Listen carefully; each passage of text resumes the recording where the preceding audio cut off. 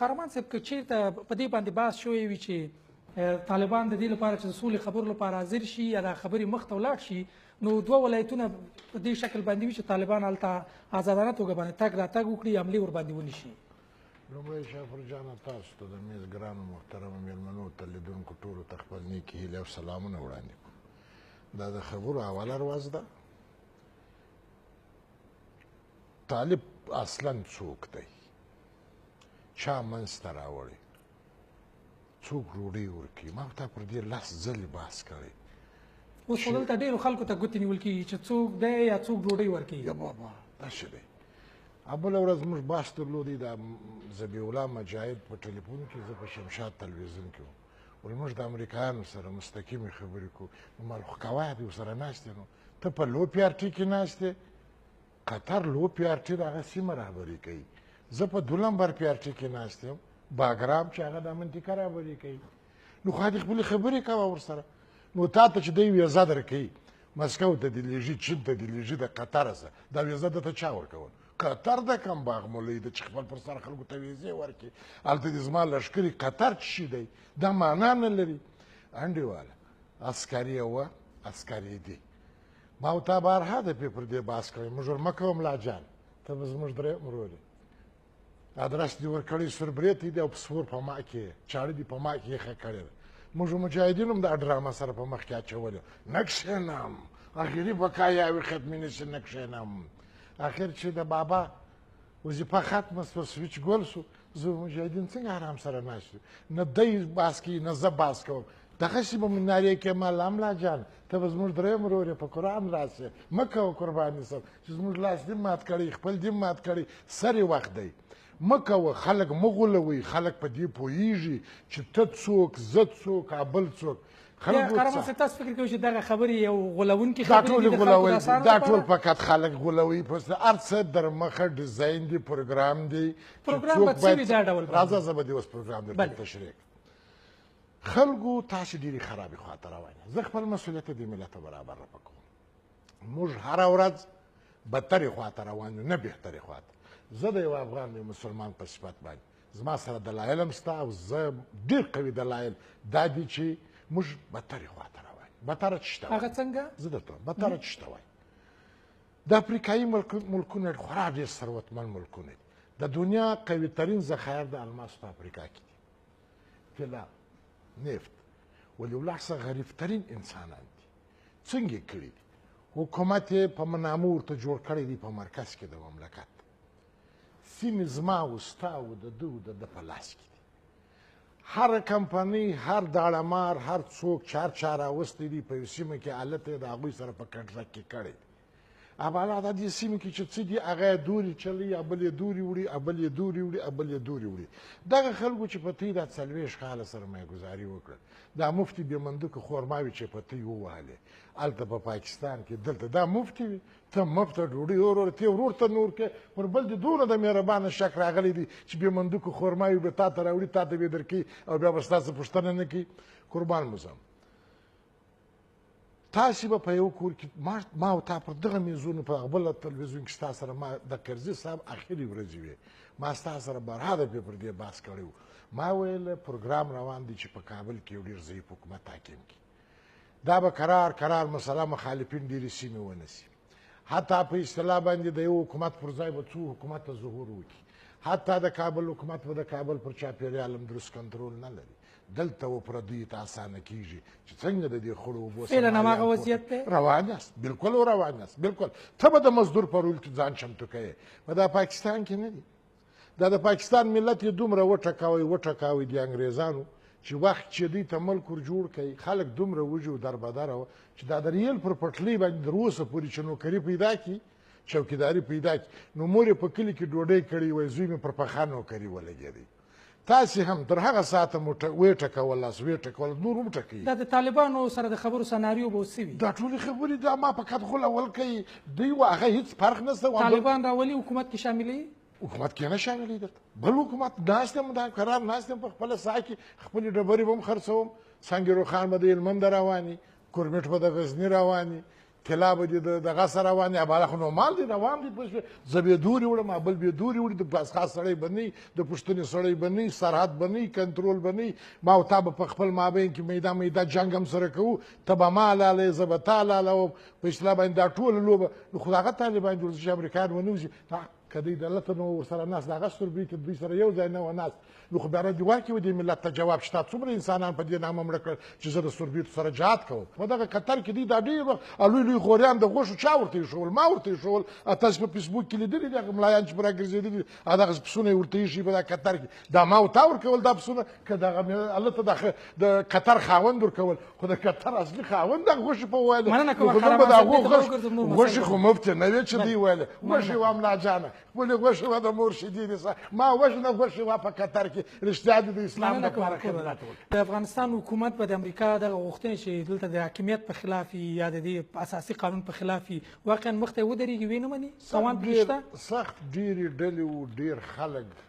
د رښتیا میدان ته درېږي هر څه چې ویلي وو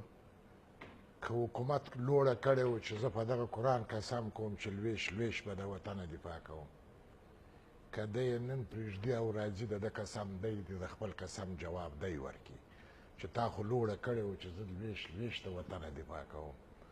نو نن کلی یا ښار یا وطن یا سرحد یا همدا اوس هم کېږي چې متر نه خبره تېره ده لویش څه کوي خبره به دې کېده دی به هم جواب ورکوي دی به هم جواب ورکوي ملایان هم غلط لوبېږي طالبان غلط لوبېږي طالبانو ته خواست ورته کوم چې د خپل وطن د راتلونکي سره لوبې مه کوئ تاریخ به در باندې هغه د بطلان خطه وکاږي افغانانو در باندې نارې کې چې راسه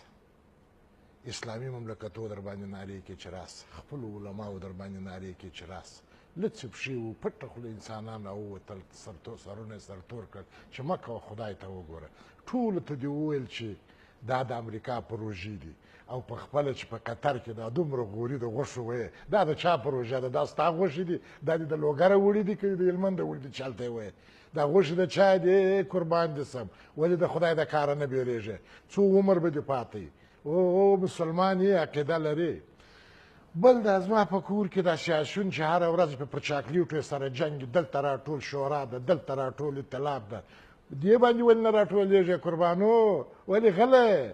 ولې غلی ولې سر نه پورته کوي چې پر چاکلیټو پر سره جنګ دی ډلې کېږي ګروپ کېږي چاکلیټ لږ سوي دي دلته ولې نه راټولېږي چې د وطن د سرنوشت مسله دې مطرح ده څه رقم راټول شي او څه باندې بحث وکړي باید خلک څه وایي ولاړ دې شي د سوربیتو سره دې وغږېږي سوربیتو څه وایي کومه لوبه دې روانه ده عطف تصادفي نه دي بلا همدغه سوال ما کول چې حکومت او زموږ سیاسیونو کې دا توان شته یا دا جرأت دوی لري چې امریکایانو سره مخامخ خبرې کې نه لري نو بیا دې د خپل ملت ته په اصطلاح باندې اوتې بوتې هم پرېږدي که افغانان دي مسلمانان دي در سره په دقت وایم که حکومت دی که طالب دی که چاکلیټ خوره چې چاکلیټ پر کم سوي دا سیاسیونو په نامه دا خلک دي درست ورته وایم که وطن در باندې ګران را روانې پیښې تصادفي نه دي امریکا منظما د خپلو ملګرو سره پر منظم پروګرام باندې راغلی پر منظم پروګرام باندې کار روان دی نه دلته ستړی سوی ده د جنګه نه دا جنګ تصادفي جنګ و دا جنګ یو تجارتي یو بزنسي جنګ دی دا اوس دوی پوهېږي چې ستاسې په جنګ کې د څومره لوی دنیا ګټې دي د څومره دنیا پیسې په دې جنګ باندې د دې ځای سره روانې دي بدر صاحب اشاره وکړه چې امریکایان به هم په دې جنګ کې نور ستړي شوي په یو ډول باندې غواړي په څه شي ستړي کېږي څه شي سړي یې مړه سوي دي خو ما ورته یو بل ته سره کش کړي دي زه ورته یې په اصطلاح چې دی وایي ما دغونه مردار کړل زه هم ما دغونه مردار کړل خو زه ولاړم 5 ورځې مخکې هلمند ته مثال د فرارو د صدر میونده پورې 1000 نفره په 8 ورځې کې مړه شول هلته خو ما امریکایي نه دی لیدلی چې مړ سوی دی هلته خو ما فرانسوی نه دی لیدلی هلته خو ما روسی نه دی لیدلی هلته خو موږ مړه سوي یو نو دلته مرګ څوک چاته دی او شابر جانه مرګ خو موږ ته رامخکې دی زه په خپلو ټولو طرفونو باندې خصوصا مخالفینو ته وایم چې غلط ولوبېداست ټول انسانان چې مو وژل دي قتل مو کړی دی د الله په حضور کې به دوی جواب ورکوئ نن ولاړې د حرم شریف غږ در باندې وسو د حرم شریف د منځه غږ در باندې وسو چې مه کوه جنګ د فتنه دی هغه ته دې ویل چې د امریکایي پروژه ده او په لویه پیارټي کې ناست دي بریتونه دي په پلو ورسره غوړ کړي دي غوښې دي و مخ ته پرتې دي دا بیا اسلامي پروژه راته تاییدوي نه یې راته تاییدولی ورځې یې ویل ویشم ځکې ته تاریخ به تاریخ در باندې په اصطلاح باندې هغه څه نوشته کی او په ضمن کې به د الله حضور کې به تب جواب ورکړي او په کور کې دننه دا د لیډر په نامه د رهبر په نامه چې څوک دي که یوې دي کې دپاره تاسو دغه توان نه وینئ په سیاسیونو یا حکومت کې چې د خپل هېواد ملي ګټو لپاره امریکایانو سره جدي خبرې وکړي کمه دي کوای چې پر اندک یوه چوکۍ د دغه نه زورونه دي سره چې نه دي پرېږدم اسمان پر مځکه شوه کوم مځکه پر اسمان شوه کوم دا دیوال د دې دیواله وم دا دیوال د دې دیواله وم دلته د نن د وطن د موضوع د سرنوشت موضوع ده نور خلک په نورو ملکونو کې ناست دي ستا پر سرنوشت باندې تصمیمونه نیسي ته چیرې رهبر صاحب ته چیرې سیاسي لیډره ته چیرې مشره ته چیرې کشره خو نن راسه غږ وکړه چې راټول سئ یو افغانانو تر ننه که نه پوهېدلو نور خو باید پوه سو دا څه روان دي دا په ما باندې څه کیږي آیا دا جنګ د مدیریت وړ نه دی آیا د دې جنګ د مدیریت مرکز نه دی معلوم آیا د دې جنګ د تمویل مرجع نه ده معلومه لکه پروردګار چې معلوم دی ټولې خبرې معلومې دي ولې ټول ځانونه د داستاني چپ په کوڅه کې وي خو پر ایمان باندې ډبره ږدي په اصطلاح باندې دغه ژوند ورته ګران دی زه راسي دا د ضلالت ژوند دې ورک سي سوله که ماته په دغسې ډول په لاس راځي زه دې سوله کې مرګ ته ترجیح ورکوم چې زما وطن د لاسه ځي زما ټول د 15,000 کاله تاریخ تر سوال لاندې ځي زما ټول هست و نیست تر سوال لاندې ځي زه دا سوله بیخي چې مرګ یو ساعت بعد دې خدای ما په هغه اور کې وسوځي چې هېڅ فکر خو راټول سي افغانانو که رښتیا دې په وطن خوا بدېږي او که ته زه نه به پوهېږم نو ته خدای ته به څه وایې څو ورځې به دا زموږ د مشرانو د ژوند پاتې تا ته وایم تا ته وایم په بندګي لاسته راته ووایه چې دا د دوی عمرونه و دا د دوی شان چې وسنجې څو کاله عمر بې پاتې قرآن ته وګورئ خدای ته وګورئ لمونځ کوئ اودس کوئ دغه نه وینئ چې دا ستاسې پر راتلونکي سرنوشت باندې څه تصامیم روان دي اووه میاشتې مخکې یو ډېر عادي سړی راته رالی قومي مشر راته رالی زما دفتر ته ما ته ویل کارمان صاحب په دغه ښارینو کې یو دفتر دی زه یې دعوت کړم ول پر پروسه کار کوي هلمند کندهار غزنی دا سیمې طالبانو ته تسلیموي ما څنګه ورته تسلیموي ول امریکایان به یي اردو به راټوله کړي اردو به یي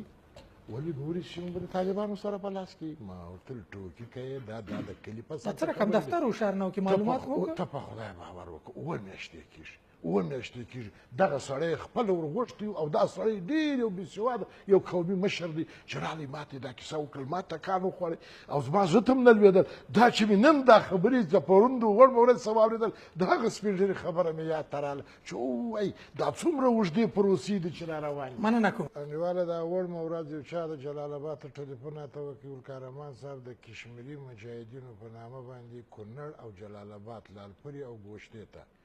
200 نفر راورسېدل ځای پر ځای شول نور هم را روان دي خلکو ستاسې دپاره خورا خطرناکې توطیې دي زه پر ټولو طرفونو غږ کوم هم پر مسله مخالفینو غږ کوم اما دا ویل کېږي چې یو خوب دی نه دی خوب نه دی خوب ګوره څه جواب به ورکړې و طالبه چې نن د فراه پر سړک باندې 40 نفر زخمیان کړل 15 یې مړه کړه په مین دیوالو زول څنګه به جواب ورکړي په اصطلاح باندې دغه زموږ اپوزیسیون یا لیډران چې دلته په داخل کې پر چاکلیټو سره جنګ یو بل ته ښکنځل سره کوي ولې نه راټولیږي خو نن راټول څه راسه که رښتیا وطن در باندې ګران دی بدر صاحب ویل چې دا مسله یو خوب دی او که په پوهېږې نه او که خوب دی نو پر پروردګار غږ کوم چې خدایه دا د خوب وړي انسانانو باندې هغه قهر نازل که ستا د قهرونو د څخه هغه قهر نازل که چې ټول در مځکه لاندې شي چې دا سړی